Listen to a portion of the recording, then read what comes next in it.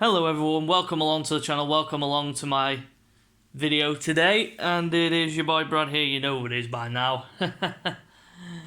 I'm not going anywhere, even though things have been a bit of an up and downhill ride. I was thinking about leaving YouTube videos for a while, but I'm going to keep them coming. So, it is the day before the Europa League game against Slavia Prague in the quarter-final. It is the second leg, and it is 1-1 from the first leg. This game is the biggest game of the season by a country mile. By a country mile. Simple as that. The Premier League is not important anymore. The Europa League is where it's at, and we have to get to the final, at least get to the final. Because, I'm telling you, Mikel Arteta, for me, his job is on the line. His job is on the line. Because, if he doesn't either get to the final or win the Europa League, I think he's going to get sacked. That's what everyone thinks anyway. It's been rumoured that Mikel Arteta will be sacked at the end of the season if he doesn't win the Europa League, but I don't know. I don't know what's going on behind the scenes, but yeah, received some good news this morning about Florian Balogun. He has now officially, according to Fabrizio Romano, and it's just needing an official confirmation from the club that he has signed a new deal with Arsenal to keep him at the club, and I am so glad that he has signed a new contract. I don't know how Arteta and Edu have done this. I don't know how they've convinced him to stay. To be honest, he could have stepped out abroad and gone abroad for absolutely nothing. But he's chosen to stay at Arsenal. Why? Because they must have underlined the project and what's going to be happening in the near future, and he must have been thinking, looks reasonable enough to me, so I'm going to stay.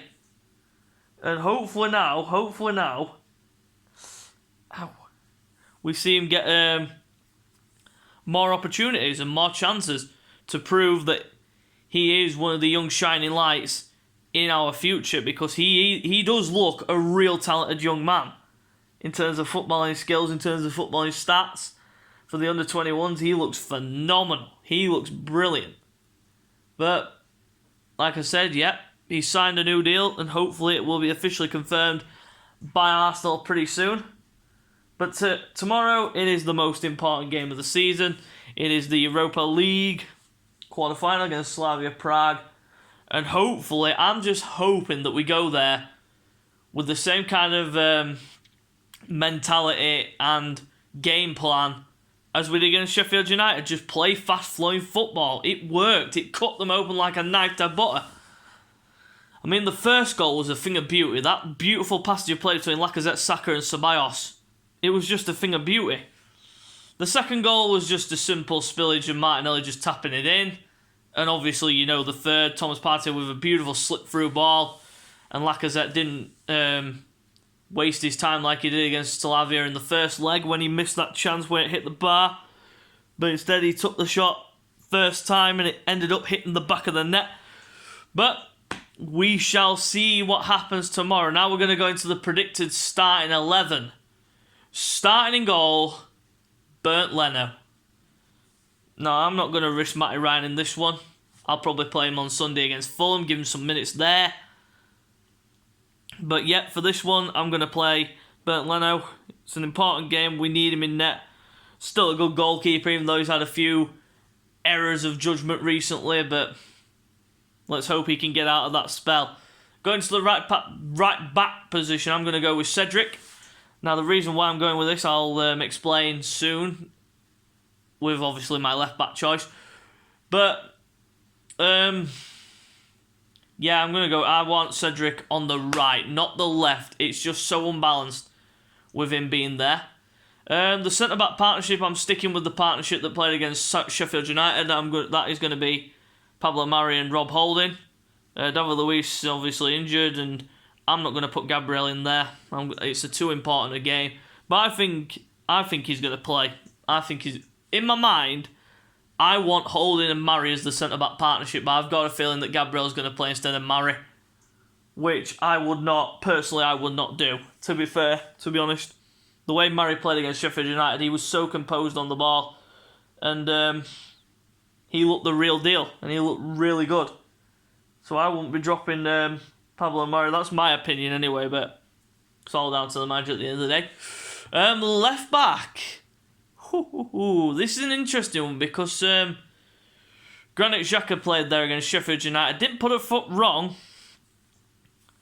but the one thing that really doesn't keep with the balance that Xhaka doesn't get forward. He's not a natural left back, and I prefer him in the centre of the pitch to stern it up in there. So I'm going to play Bukayo Saka at left back. I know, it takes away a bit of an attacking threat, but he's played that position before. He did it well, and I think he should play there on tomorrow. Going into the centre midfield positions, Xhaka and Thomas Partey are my main two in there. Thomas Partey and Granit Xhaka are the mainstay. Sabah's played well, but I wouldn't chance it against this lot. But he could have actually forced Arteta's hand. You never know. Just wait and see. But my predicted lineup is obviously Sabah's not starting, and Thomas Partey and Granit Xhaka in the midfield. Going to the attacking three just behind, I'm going to first start off with the right. Nicola Pepe played really well against Sheffield United. Hopefully he can carry this on, and he scored against Slavia Praha, but hopefully he will continue his form at the moment. Centre attacking midfield. Now, the rumour has it that Martinelli, Saka and Emil Smith-Rowe are all available and will be able to play against Slavia Praha, but I don't know whether or not he will risk it. But if he does, I would personally put him in there. Emil Smith-Rowe. But if not, then Dani Ceballos is an ideal replacement. I mean, he's not a natural number 10, isn't Ceballos, but I've heard he can play there. So I would put him there if Emil Smith-Rowe is rested, which I don't think he will be. I think he'll be put straight back in. On the left, I'm going to go with Gabriel Martinelli. I'm not taking him out of the firing line, even if Aubameyang's back, because he played really well against Sheffield United. The pressing game that he brings is just unreal. He presses like Alexis Sanchez does. Like Alexis Sanchez did. He always used to press high, but everyone else never followed. And Martinelli just does exactly the same. And striker, Alexandre Lacazette. 2 goals at the weekend against Sheffield United.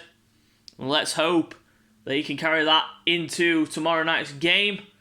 And that is it in terms of the video for the predicted 11 and preview for tomorrow's Europa League quarter-final against Slavia Prague. Kickoff is at 8 o'clock on BT Sport. I don't think it's not in Ultimate, because Man United's game against Granada is in Ultimate. But BT Sport is where it's at 8 o'clock. So I will be back Friday or Saturday, depending on when I get my video out. Probably Friday with the reaction and player ratings. So till next time, you know what to do. Subscribe to the channel for more content, and we'll see you later.